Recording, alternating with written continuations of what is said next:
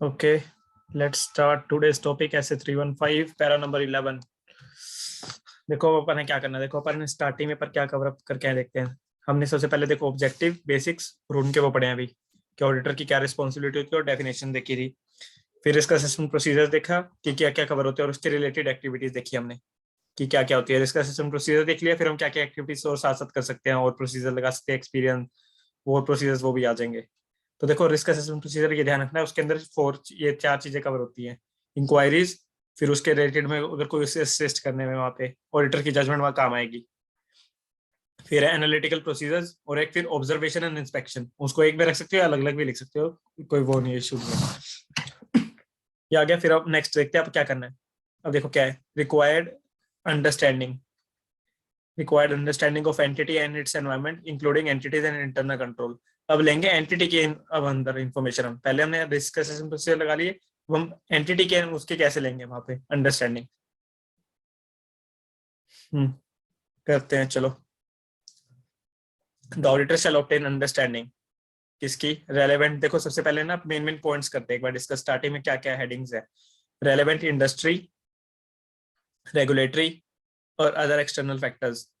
ठीक है, सबसे पहले और इंक्लूडिंग AFRF तो आ ही जाएंगे एक्सटर्नल फैक्टर्स के अंदर। नेक्स्ट नेचर ऑफ एंटिटी देखना है। नेचर ऑफ एंटिटी उसके आगे सब फिर आगे वो अलग अलग है कि ऑपरेशन देखना है, ओनरशिप देखनी है हमें, गवर्नेंस स्ट्रक्चर देखना है, उनका टाइप्स ऑफ इन्वेस्टमेंट देखनी है कि किस टाइप की कर रखी है, एंटिटी के स्ट्रक्चर कैसा है, फाइनेंस कैसे हो रखी है, ये चेक करेंगे। नेक्स्ट आ गया कि सिलेक्शन एंड ये रहा entity selection and application of accounting policy, उन्होंने कैसे कर रखी है वहाँ पे कि उनका जो बिजनेस है अकॉर्डिंग है कि नहीं है, कंसिस्टेंट है कि नहीं है। नेक्स्ट आएगा एंटिटीज ऑब्जेक्टिव एंड स्ट्रेटेजीज कि उसकी जो स्ट्रेटेजी फॉर्मुलेट करके business related, business risk related वो प्रॉपर है कि नहीं, जो मार्केट में आएगा आगे इसको डिटेल में करेंगे वहाँ पे। लास्ट क्या है, measurement and review of entity financial performance. तो इसके अंदर देखो basically five five items cover हो रही है यहाँ पे। मेन अपनी क्या, रेलेवेंट इंडस्ट्री रेगुलेटरी फैक्टर्स वहाँ पे आगे हमारे रेलेवेंट फैक्टर्स आगे इंडस्ट्री रेगुलेटरी और अदर फैक्टर्स। फिर आगे नेचर ऑफ एंटिटी, फिर हमारी आगे selection and application of accounting policies, फिर हमारी आगे ऑब्जेक्टिव एंड स्ट्रेटेजीज। ठीक है, उसके बाद लास्ट में आएगा measurement and review of entity financial performance. सबसे पहले हम इंडस्ट्री के बारे में देखेंगे ना, जो एंटिटी है वो इंडस्ट्री उसकी क्या है कि उसके फैक्टर्स कौन कौन से, रेगुलेशन मतलब कौन कौन से लॉज एप्लीकेबल हो रहे हैं वहाँ पे। AFRF जैसे इंडेस हो रहे, AS हो रहे हैं, वो चेक कर सकते हैं, वो चेक होता है। चलो बेसिक ही है वो, तो कुछ है नहीं इतना रेलेवेंट।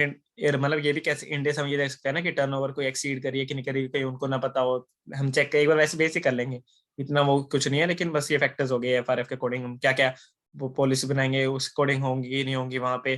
फिर हम देखेंगे नेचर क्या है एंटिटी का, उनके ऑपरेशन कैसे करती है, ओनरशिप क्या है, उनका गवर्नेंस स्ट्रक्चर कैसे। हमें क्योंकि देखो ये स्टार्टिंग में एंटिटी की क्यों अंडरस्टैंडिंग ले रहे हैं, जैसे बिग कॉर्पोरेट्स होंगे वहाँ पे मल्टीपल लेयर्स होंगी, तो हमें किसके साथ कोऑर्डिनेशन करना है, तो हम एक बार वो तो ऑब्टेन कर लेंगे ना।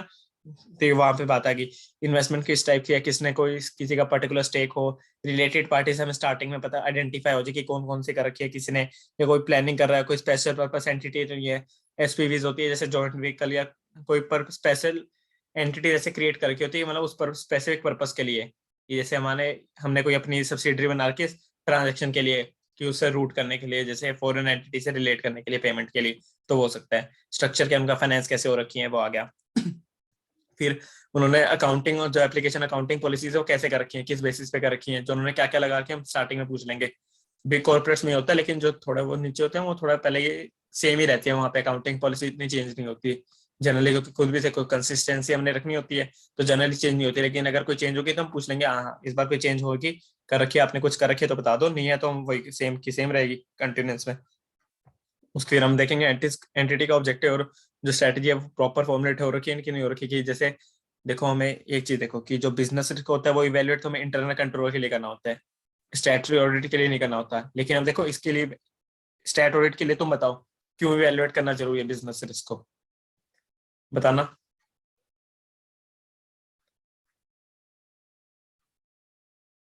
साउंड डिस्टरबेंस क्वेश्चन पूछते वक्त ही आती है कि साउंड डिस्टरबेंस या पहले से आ रही थी? अभी आई थी भाई, जस्ट थोड़े टाइम पहले।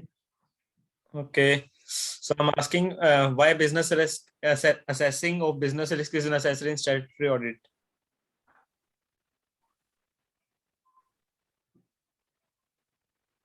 Business hmm do you know?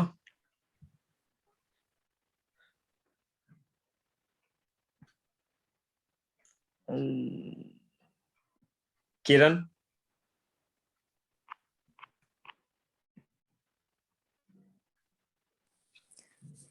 Yes, so there might be some litigations or something or the other which may affect the which may help the auditor to, I mean, while Correct. drawing conclusions, it will give auditor more information about whether there is any litigation which may affect his report. Yes, got that. Next point Next point. means further more evaluations or information. From that we can evaluate. Mhm. So yeah, it will also give more information Oh, no, about no, the relation. I'm Sorry. asking what are more further points so we can gather from the business risk. Why we are evaluating? What are the reasons? Okay. Basic is business risk is not audit risk. That is what Correct. Going in so, right way. Go on, carry on. You are in right way. Okay. Carry I on. don't remember more than this.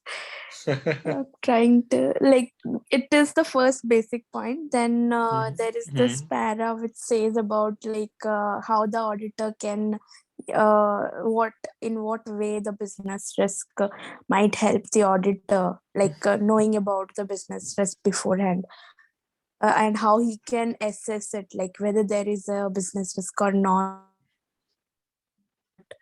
by asking the management beforehand, and then from collecting evidences from third parties and other sources. Correct. Now again, correct. Yeah, so I guess that is okay. all. So, it was all it is. No, one point is also there. So we have to mention going concern. We have to assess the going concern of the entity also now. Going concern. Yes. Yeah. From that point of view, we have to assess the business risk. Like in COVID, there are many industries which are closed or many entities. Very important point. Because we have to assess the business risk is there on the entity or not. Because it will affect the entity's going concern. And if entity's going concern is hampered, then it will affect the financial statements and also in our audit report also. So that's the main point. We have to evaluate business risk of the entity. Yeah, gonna remember that forever now. Right. So last point, measurement and review of entities financial performance.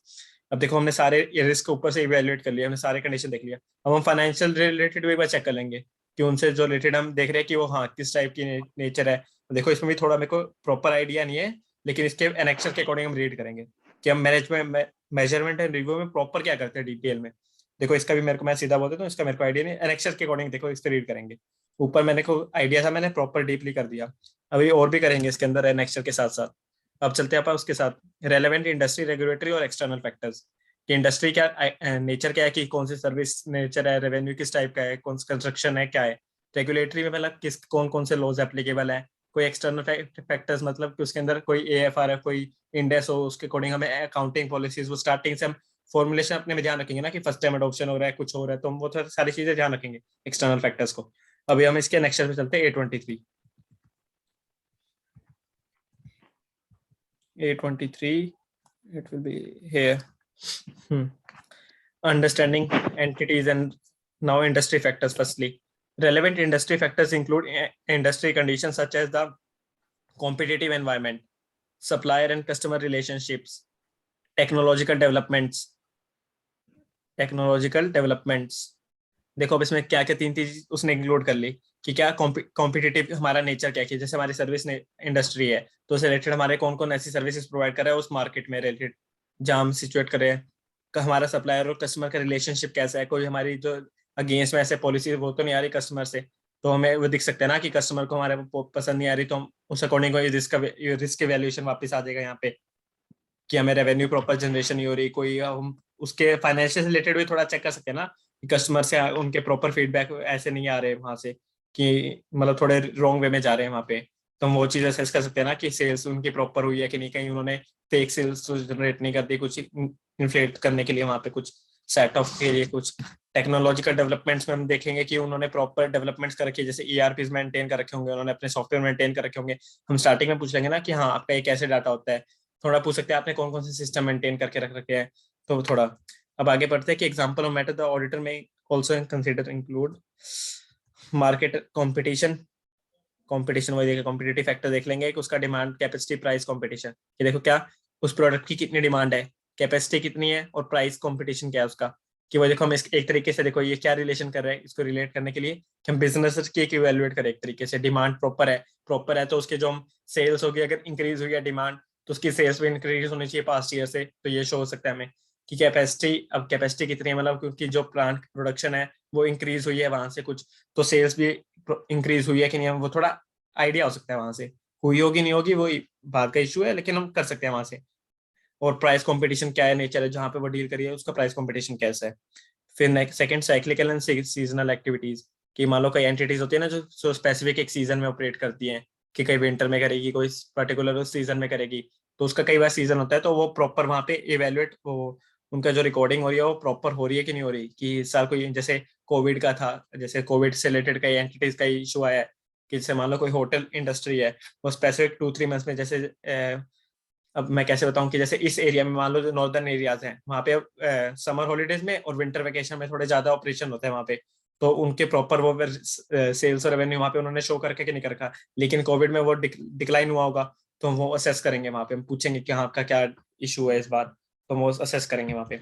Product technology, कि जो हमारा जिस product में हम deal कर रहे हैं तो उसमें कोई टेक्नोलॉजी कोई चेंज हुआ है कि नहीं, कोई आपने करा है कि नहीं किया, जिससे कॉस्ट इफेक्शन आया हो, तो हम थोड़ा वो हल्का फुल्का कर लेंगे जितना हम कर सकते हैं वहाँ पे।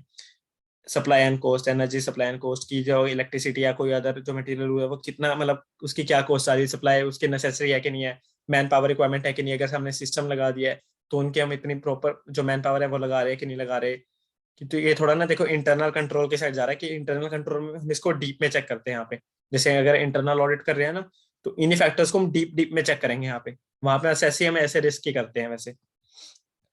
Next A24, the industry in which the entity operates में give rise to specific risk. वही आ गया कि हम कोई अगर स्पेसिफिक कोई, जैसे मान लो कि जैसे कोविड वाली जैसे वही थी कि मान लो होटल इंडस्ट्री है, वहां पे वो स्पेसिफिक रिस्क क्रिएट करेगा उनके लिए, तो कोविड की वजह से। तो जो ऐसे कोई हो सकता है ना कि स्पेसिफिक कोई जिस एरिया जिस इंडस्ट्री में है वो वहाँ पे कोई स्पेसिफिक हिट आ रहा हो।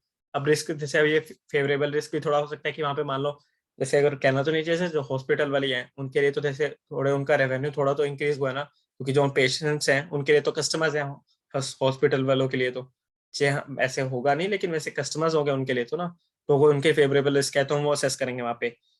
Analysing from nature and business और डिग्री ऑफ रेगुलेशन, कि वहाँ पे अब कितनी रेगुलेशन है, कि जैसे मान लो हॉस्पिटल के लिए वहाँ इंक्रीज हुई है कि नहीं हुई, तो हम थोड़ा चेक करेंगे।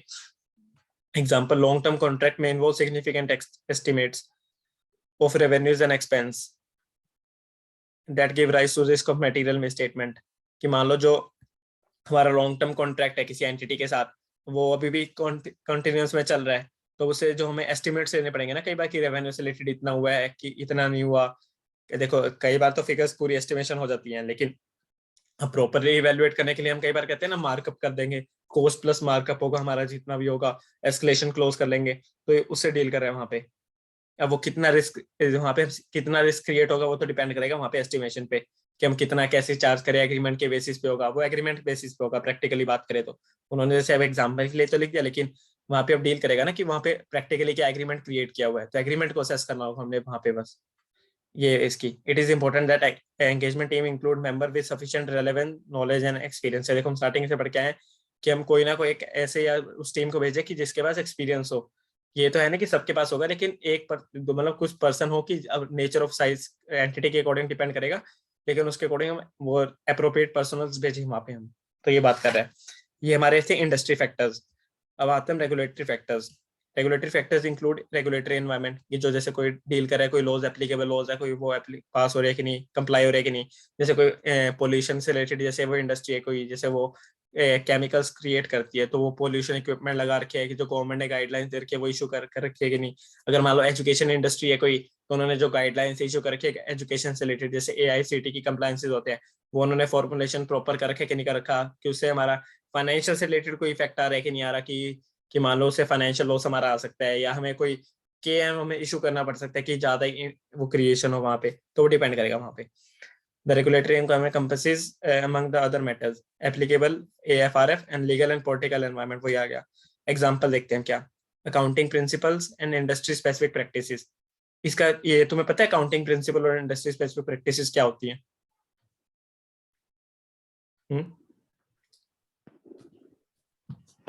अकाउंटिंग प्रिंसिपल्स तो वही होते हैं ना, money measurement concept. Money measurement, कोई एक एग्जांपल दे सकते हो अकाउंटिंग प्रिंसिपल का?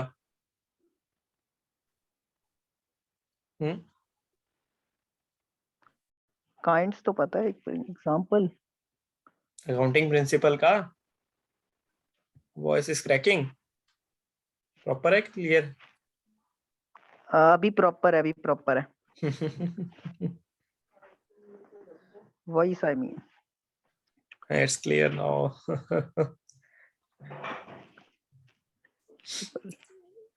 अकाउंटिंग प्रिंसिपल्स नहीं पता क्या? CA फाउंडेशन क्लियर किया ना, इंटरव्यू कर रहा है अब तो। तो दिमाग में नहीं आती कोई चीज।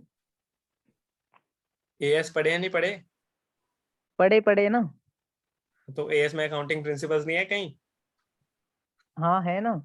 तो बताओ, वही तो वो पूछ वाली रहा हूँ बात कर कहाँ रहे है। हो क्या, वो वाली जो बात कर रहे हो क्या, वो जो 3 पॉइंट कहते हैं कि लॉ में एक change, as change better presentation वाली? अरे नहीं, वो अकाउंटिंग प्रिंसिपल्स होते हैं। वो तो कुछ और ही है, वही तो मैं कह रहा हूँ तो रुको, अकाउंटिंग प्रिंसिपल। किरण से पूछते हैं। चलो किरण, तुम्हें पता है कोई भी एक अकाउंटिंग प्रिंसिपल बता दो, कोई भी एक।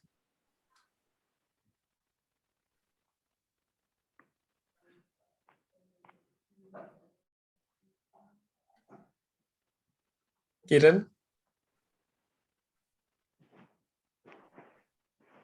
नो, आई थिंक उस आवाज चैट में एरर हो रही गोइंग है। Going concern, Yeah, how going is it? concern, then consistency, that then is hmm fundamental, वो तो कुछ accrual concept.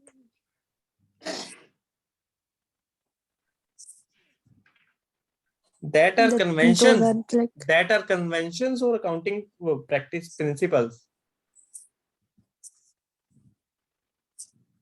they are accounting principles. hmm? They are accounting principles, I guess. I guess तो now. फिर Are industry specific practices. वो तो अलग विषय है, वो Mm. मैं थोड़ा एक्सप्लेन कर दूंगा प्रैक्टिकली भी, क्या वो उसका मीनिंग क्या है वैसे।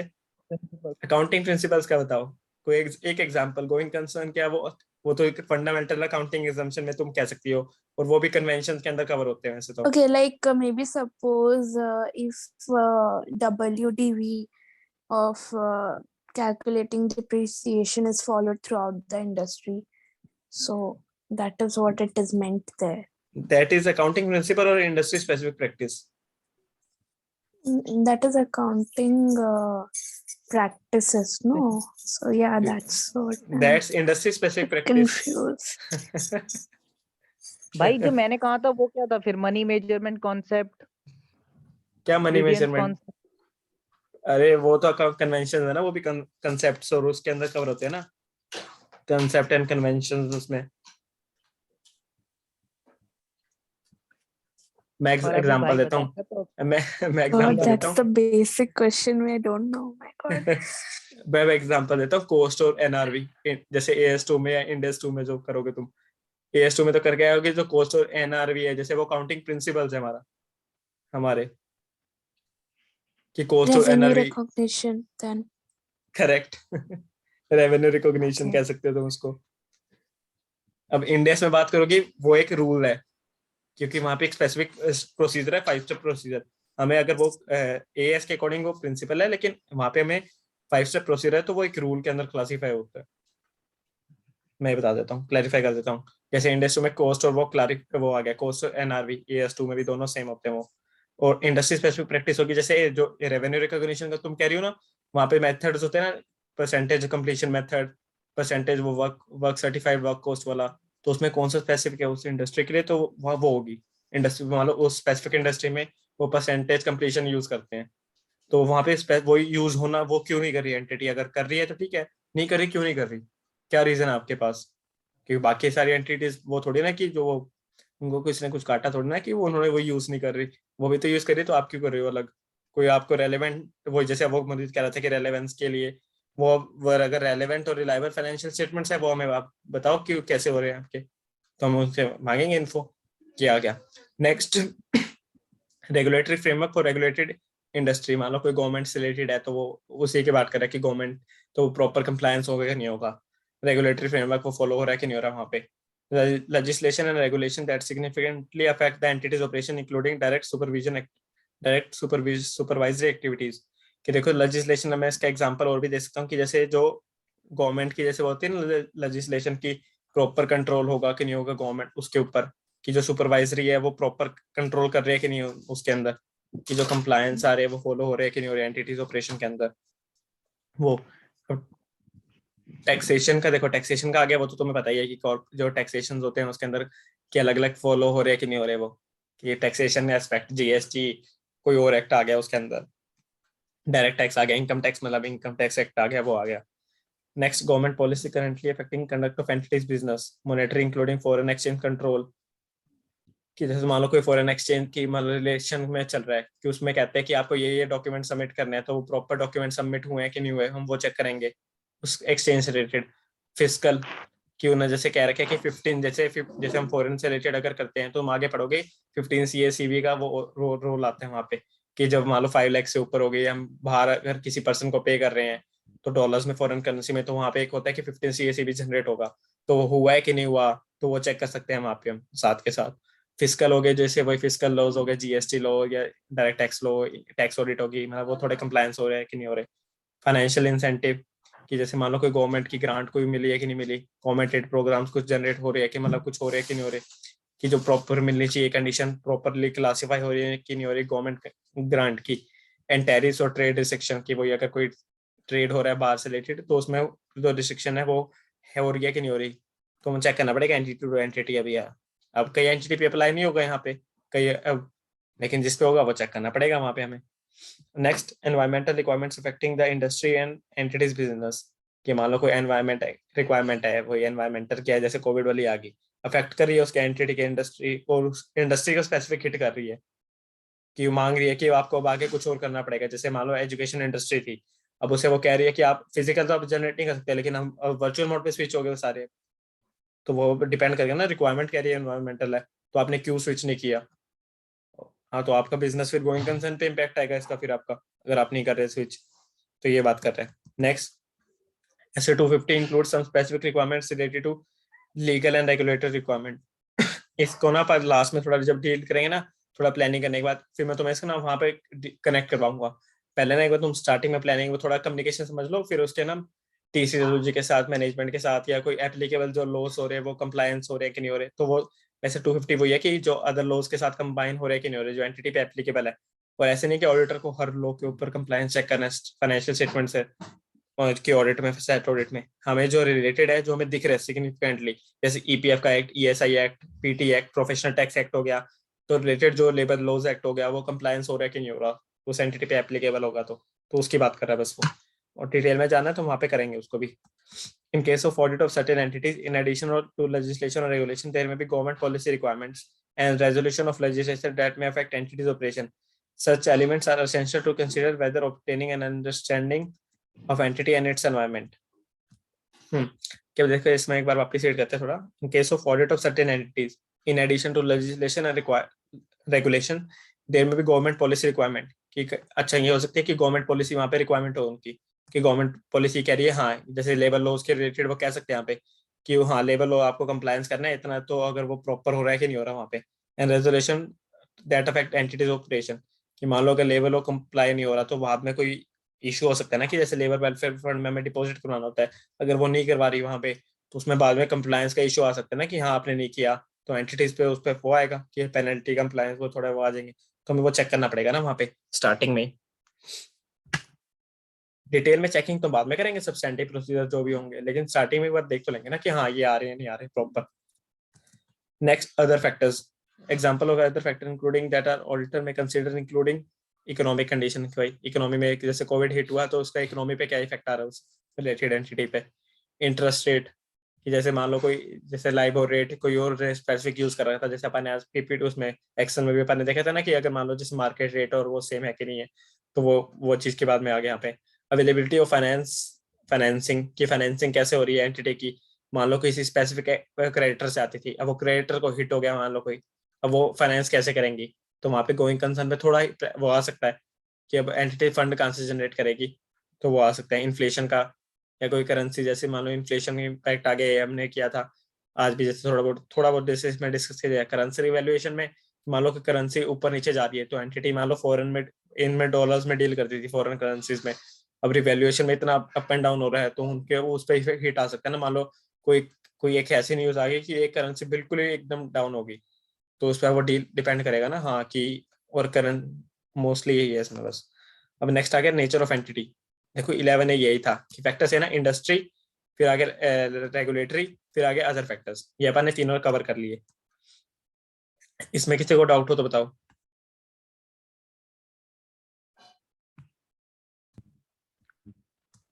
Clear clear clear. Nature of entity थोड़ा लंबा है, इसको नेक्स्ट में रखेंगे। स्पेसिफिक कोई 11C को कर लेते कंप्लीशन उनको।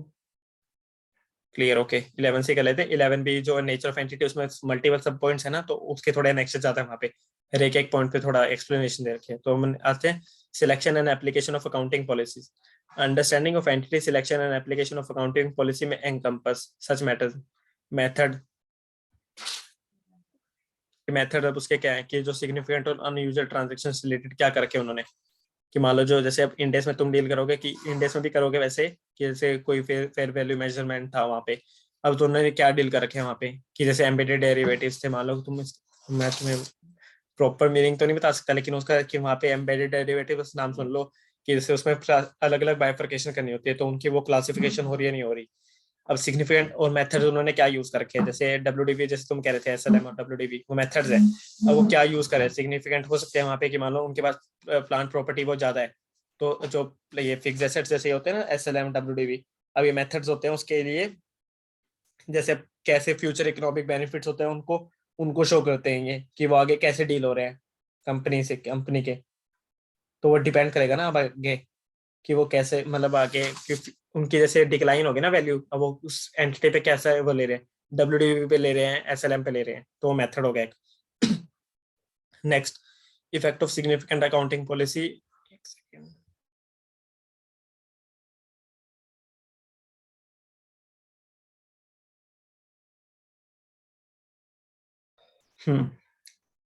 नेक्स्ट क्या effect of significant accounting policy in controversial और इमर्जिंग एरिया।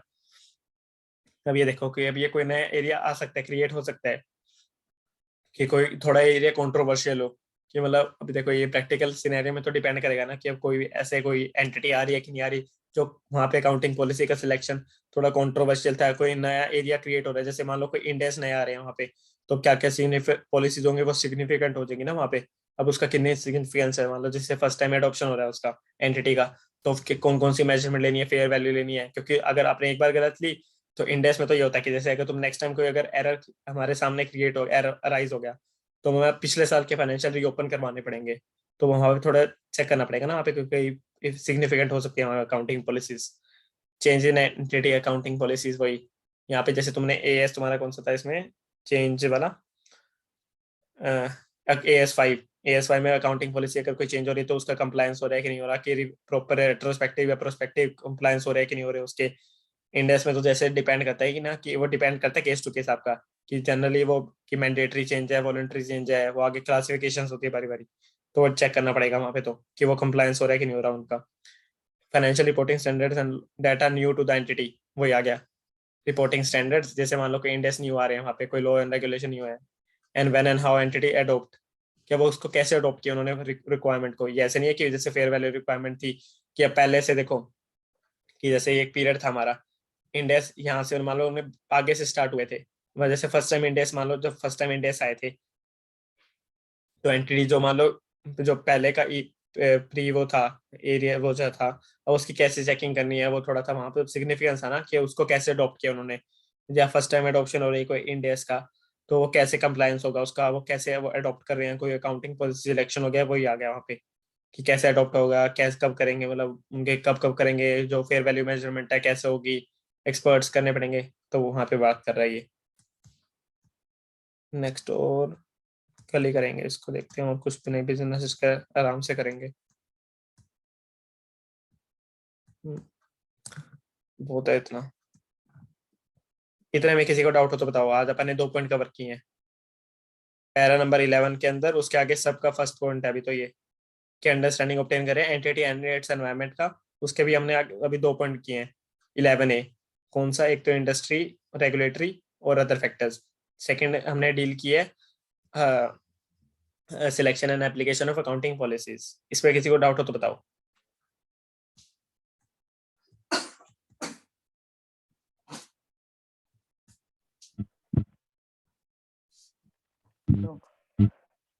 भाई मैं क्लियर? क्या बोल रहा था, मैंने सस्टेनेबिलिटी वाला पूछा था ना, हाँ किया मैंने चेक। का मतलब तो इनहेरेंट रिस्क है। इनहेरेंट रिस्क बता रहा था, मतलब गूगल करा के मैंने पता करा था ना जैसे। हाँ तो इनहेरेंट रिस्क बताओ क्या होता है। इनहेरेंट रिस्क मतलब वो वाला बिना कंट्रोल्स को कंसीडर करे कंपनी के अंदर, मतलब रिस्क ऑफ मटेरियल स्टेटमेंट की बात कर रहे हैं। तुम ना थोड़ा ना थियोरेटिकल जाके खुद सोच के देखो क्या उसका मीनिंग होगा, तुम इसके लाइन इंटरप्रेट कर रहे हो, अब उसको थोड़ा ना खुद प्रैक्टिकली इंटरप्रेट करके देखो क्या मीनिंग कह रहा है वो। ठीक। अकाउंटिंग पॉलिसीज एंड प्रिंसिपल्स का डिस्कस अच्छा, अकाउंटिंग पॉलिसीज एंड प्रिंसिपल्स का डिस्कस करना है तुमने। देखो अकाउंटिंग जो पॉलिसीज है ना उसी के अंदर कवर होती है अकाउंटिंग प्रिंसिपल्स। ऐसे कोई डिफरेंस वो नहीं होता कि जैसे वो ब्रॉडर कंसेप्ट है अकाउंटिंग पॉलिसीज, उसी के अंदर हमारे होते हैं प्रिंसिपल्स। जैसे अकाउंटिंग पॉलिसीज होती है उसके अंदर प्रिंसिपल्स कवर होंगे, कन्वेंशंस कवर होगी, बेसिस कवर होंगे कि जो मेजरमेंट बेस है कि कॉस्ट और एवेल्यूएशन बेस हो गया, कोई रूल्स हो गए, कोई प्रैक्टिस होगी जो इंडस्ट्री स्पेसिफिक था, जैसे वो वहाँ पे था इंडस्ट्री स्पेसिफिक, वो भी अकाउंटिंग पॉलिसी है हमारी वहाँ पे। इंडस्ट्री प्रैक्टिसेस हैं जो हम अप्लाई करेंगे प्रेजेंटेशन एंड उसमें प्रेजेंटेशन और उसमें प्रिपरेशन ऑफ फाइनेंशियल स्टेटमेंट में, तो वहाँ पे उसके लिए ये समझे इसको। But then hmm again, when it comes to accounting estimates, that is also a very different thing. Accounting estimate is a different thing. Yeah. So deciding which method of depreciation to be chosen, that is accounting estimate. Correct, that is an accounting estimate. Right. And then suppose changing from SLN to WDV or vice versa. That is change in accounting estimate. Change in accounting estimate. And accounting policies. What do you want to know about accounting policy means? Means example. What do you want? Example. See, accounting policies cover accounting principles, conventions, bases, rules and practices. Accounting principles example will be cost और NRV. Specific हो गया कि हमें cost और NRV पे करना है। जो उसका फर्दर सिलेक्शन होगा कि अब उसमें हाँ देखो जो उसका आगे फर्दर सिलेक्शन होगा ना, क्या आगे हमें अब किस पे क्लासिफाई करना है उसको, फीफो या वेटेड एवरेज पे, तो वो क्या होगा बताओ। Accounting policy. करेक्ट, वो भी हमारा अकाउंटिंग पॉलिसी होगा। तो ये बात हो गया। जैसे और नेक्स्ट हम आगे, जैसे मैं बेसिस की बात कर रहा था वहाँ पे कोस्ट बेसिस लेना, जैसे एएस तुम्हारा 10 था वहाँ पे कॉस्ट और रिवैल्यूएशन मॉडल बात करता है। अब तुम्हें क्या मॉडल लेना है वहाँ पे, बेस क्या लेना है, मेजरमेंट का, क्योंकि वो मेजरमेंट का बेस है ना कि कॉस्ट लेना है या रिवैल्यूएशन लेना है तुमने। एक वो आ गया। कन्वेंशंस हो गए जो तुमने एक्रूअल कांसेप्ट्स, जो गोइंग जैसे अगर वो कांसेप्ट्स पढ़े, कन्वेंशंस पढ़े तुमने, वो आगे। और जो मैं रूल्स की बात कर रहा था वहाँ पे, जैसे मैं इंडस की बात कर रहा था ना, इंडस 15 की 115 की, वहाँ पे आगे की 5 स्टेप मॉडल है उसका कि ये आपको स्टेप्स क्लासिफाई करोगे तब आप रेवेन्यू को रिकॉग्नाइज कर सकते हो, अदरवाइज नहीं कर सकते आप रेवेन्यू को रिकॉग्नाइज।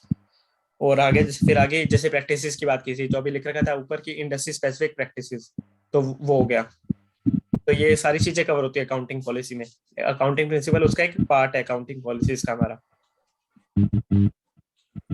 ओके, सो जब मैंने आंसर किया था फर्स्ट में द 3 अकाउंटिंग प्रिंसिपल्स, तो वो प्रिंसिपल्स में ही आते हैं ना, प्रिंसिपल्स के अंदर आते हैं या फिर पॉलिसीज में? मैं पूछ रही हूँ लाइक गोइंग कंसर्न, वो पॉलिसीज में कवर हो जाएंगे। Going concern, materiality, then materiality is also a policy. Materiality? Consistency and Okay, no, not material. Accrual concept, that is also an accounting policy. Correct. Okay. Accrual और वो Consistency? cash basis. Consistency is also an accounting policy. Correct. You can say we have to Right. comply consistency, na? That is an accounting conventions. So by that it will get covered वो under. तो सबको follow करना पड़ता है, consistent होना चाहिए हर company वो का। तो होना चाहिए, लेकिन अब चेंज तो हो सकता है, उसके एक्सेप्शंस हैं कि अगर कोई रेलेवेंस हाँ, रेलेवेंट अगर और रिलायबल के लिए, हाँ, या इंडेक्स Better प्रोवाइड सेंस कोई, अगर वो हाँ, कोई लो इंडेक्स फॉलो कर रहे हैं या फिर